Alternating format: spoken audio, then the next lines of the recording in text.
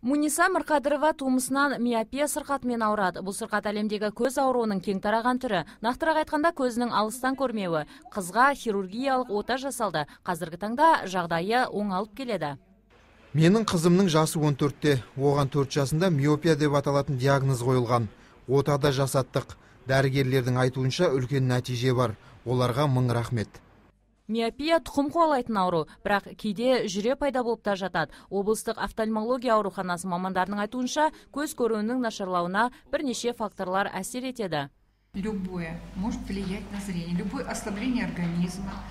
Кез келген фактор көздің нашарлауына әсер етеді. Мәселен, ағзаның әлсіреуі, дұрыс тамақтанбау, ағзаға дәрумендердің жетіспеуі.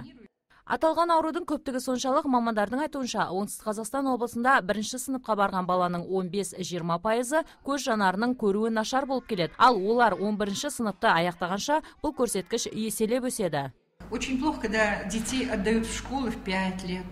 Қазір көпшілік ата-аналар балаларын 5-6 жастан-ақ мектепке береді. 7 жастан мектепке берген дұрысырақ. Сосын мектептерде Эриксон парталары болуы шарт. Ол дегеніміз баланың бойына лайықталған парталар. Бала өскен сайын ол парталардың да көлемі үлкейіп отыруы қажет. Балалардың көру қабілеті ата-анаға тікелей байланысты. Олар балаларының ұзақ уақыт компьютер алдында ұзақ отыруын, теледидарды тым жақын көрмеуін қадағалауы қажет. Себебі бұл нәрселер жасөспірімдердің көру қабілетінің нашарлауына алып баратын бірден-бір фактор. Нурзина Төреханова, Әділ Самаликов, Платон Леденев, ТВК телеарнасы.